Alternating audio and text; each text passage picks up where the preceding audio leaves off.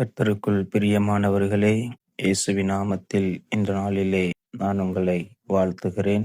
ஆவியானவர் உங்களை ஆசீர்வதிக்கிறார். உங்களுடைய வாழ்விலே ஜனங்கள் நிமித்தமாக ஏதோ ஒரு காரியத்திலே நீங்கள் பாதிக்கப்பட்டு, ஏதோ ஒரு காரியத்திலே உங்களுக்கு விரோதமாக ஜனங்கள் எழும்பி நின்று யுத்தம் பண்ணி கொண்டிருக்கிறார்கள் என்று நீங்கள் நினைத்து கொண்டிருக்கிறீர்களா? பயப்படாதீங்க. ஆவியானவர் உங்களுக்காக சொல்லுகிறார், இந்த ஜனங்கள் அப்படிதான் இருப்பாங்க. உங்களுக்கு விரோதமான காரியங்கள் இந்த பூமியில எங்கேயுமே நடந்துகிட்டே தான் இருக்கும். ஆனா நீங்க இதையெல்லாம் குறிச்சு பயப்படக்கூடாது. ஏன் பயப்படக்கூடாது அப்படின்னு சொல்லி பார்த்தா, அவங்க பயன்படுத்துற மாதிரி தான் இருப்பாங்க. ஆனா அவங்க உங்களை மேற்கொள்ள முடியாது.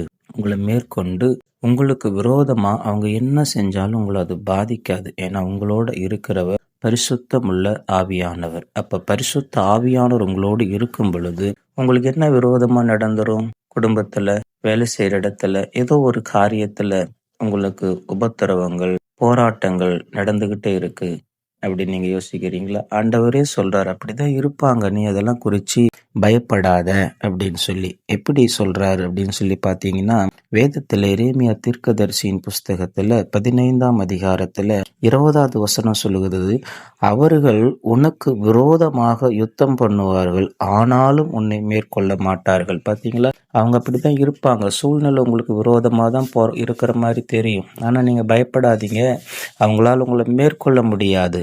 ஏன்னா உங்களை ரட்சிக்கும்படி, உங்களை ஆசீர்வதிக்கும்படி உங்களோடு கூட ஆவியானவர் இருக்கிறார். கர்த்தர் உங்களோடு கூட இருக்கிறார். நீங்க ஏன் பயப்படுறீங்க? சூழ்நிலைகளை குறித்து பயப்பட தேவையில்லை. நீங்க தைரியமா இருங்க. இந்த நாள்ல உங்களுக்கு விரோதமா எவ்வளவு பெரிய சேனைகள் எழும்பி நின்னாலும் பயப்படாதீங்க. எல்லாவற்றையும் உங்களோடு கூட இருக்கிற ஆவியானவர் முறியடிப்பார். இன்றைக்கு உங்க குடும்பத்துக்கு ரட்சிப்பு வந்தது. இன்றைக்கு கர்த்தர் உங்க குடும்பத்தில் அவர் கூட இருந்து உங்களை மென்மேலும் உங்களை ஆசீர்வதித்து உயர்த்துவார். விசுவாசிக்கிறீங்களா? உங்க சூழ்நிலை மாறிடுச்சுன்னு சொல்லி நம்புறீங்களா? ஜெபிக்கலாமா? பரிசுத்தமுள்ள எங்கள் தேவனே, உம்முடைய பிள்ளைகளை நீர் ஆசீர்வதித்து எல்லா சூழ்நிலைகளுக்கு மத்தியிலிருந்து விடுதலையாக்கி நீர் கூட இருந்து நீர் நடத்துகிறீர் என்பதை உம்முடைய பிள்ளைகள் ஒவ்வொரு நாளும் ஆவியிலே உணரும்படி ஆவியானோர் தாமே அப்படிப்பட்ட காரியங்களை ராஜாவில் நடப்பியும். இதை பார்க்கும் பொழுதெல்லாம் பிள்ளைகள் என்னுடைய காரியத்தை ஆண்டவர் கேட்டார், என் சூழ்நிலை மாற்றிவிட்டார் என்று விசுவாசிக்கட்டும். நாங்கள் நம்புகிறோம். உம்முடைய நாமம் மகிமைப்படட்டும். இயேசுவின் நாமத்தில் ஜெபிக்கிறோம். ஆமென்.